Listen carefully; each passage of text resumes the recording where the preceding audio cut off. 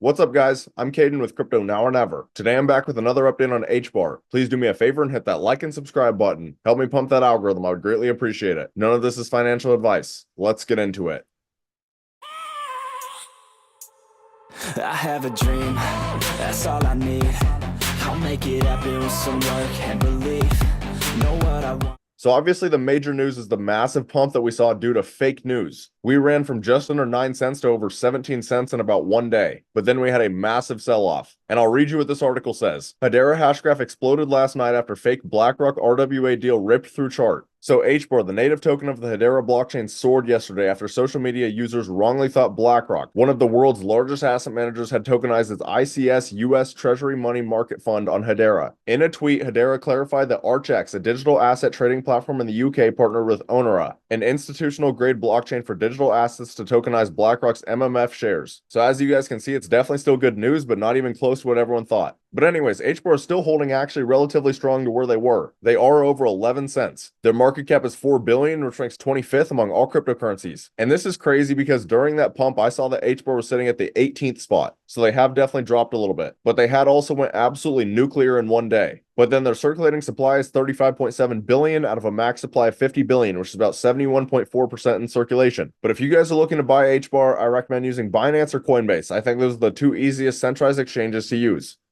But now we'll hop into some HBAR news. So this is their X account, and they just posted 1 hour ago. In a collaboration with Blockchain Foundation, Hedera is excited to announce the launch of an educational learning briefing series aimed at educating the market, guiding effective policy, empowering institutions exploring blockchain, and advancing responsible innovation within Web3. Education is paramount, especially in the evolving Web3 landscape. Alongside Blockchain Foundation, we're paving the way towards a more informed and resilient ecosystem by bringing together key stakeholders at the institutional and community level. So at this point, it seems like every single HBAR video I make, they have a new partnership or new collaboration, something going on. They are constantly building, which is something that I love to see. But honestly, other than that, there's not a whole lot of super important HBAR information since my last video. It was mainly just the massive news about the pump that turned out to be fake.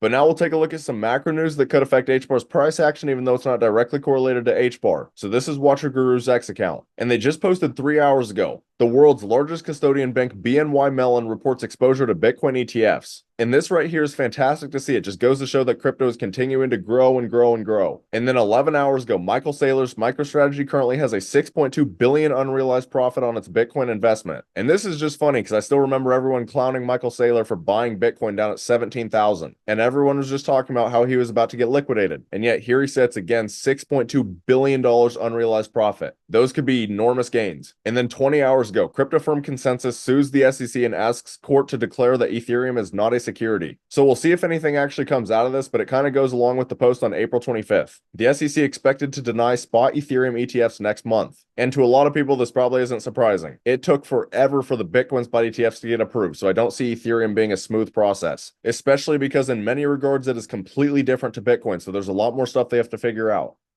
But while we're on X, you guys should come over and follow my account at Crypto Now or Never. I post on here pretty much every single day, and I'm constantly calling out opportunities that I'm seeing in the market. So I think you guys will get some very useful information. And then I also want to take a moment to talk about my private Discord through Patreon. So at the current moment, I have 3 different tiers, but there are many benefits to joining my Discord. For example, this is going to give you guys closer access to me, and you guys are going to be able to track the cryptos that I'm personally buying, selling, considering buying, and even the cryptos that I currently hold. And a lot of the cryptos that we trade in here are microcap gems, less than 10 million in market cap. And I have an amazing community constantly calling out opportunities that they are seeing in the market. But we have been making thousands and thousands of percent gains through this initial pump. Actually, I'll show you one of the more recent ones, 279% in 3 hours. A lot of you guys were freaking out about Hedera making 100% in one day. We see gains like that all the time in the microcap gems. So if this sounds like something you guys might be interested in, I have the link right here on my YouTube homepage. We're building a very strong community. I'd love to have you guys in here.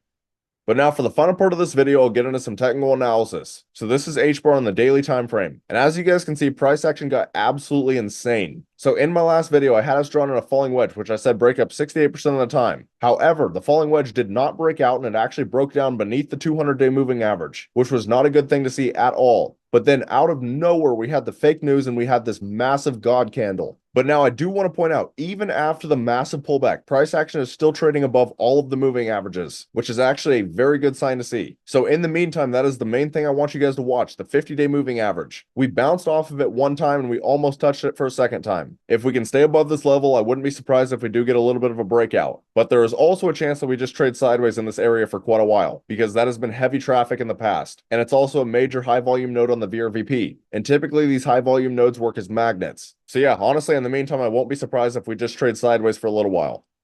Now, lastly, we'll take a look at Bitcoin as it's correlated to most altcoins. And this is actually Bitcoin in the 4-hour rather than the daily time frame. And that's because I think this is very important right now. So in my previous videos, I had talked about how price action had came up and bearishly retested the 200-day moving average multiple times. So I said I wouldn't be surprised at all if we break down. And we did end up doing just that. But now the issue I'm seeing at the current moment is that price action is broken beneath all of the moving averages. And at the current moment, we are bearishly retesting the 50-day. And then you could also argue that Bitcoin is forming a bear flag, which unlike a bull flag breaks down 68% of the time. And this would have a measure move down to about 60,500. But if we do break that low, I wouldn't be surprised if we just come down and retest 59,600. So in general, I am not loving Bitcoin in the 4-hour at all. You need to be very careful of a dump. And if we do get a dump, there's a great chance Hedera also dumps. So just to be crystal clear, in the meantime, if we do not get back above these moving averages, I would expect more downside, plain and simple. But as I say in every single one of my videos, macroeconomics significantly outweigh technical analysis. So just understand crypto is still an extremely volatile asset class. Anything can happen. But that's about all. Let me know down in the comments, how high do you guys think HBAR will go this bull run? If you found this content valuable, please do me a favor and hit that like and subscribe button. Thank you guys for watching. Have a great rest of your day.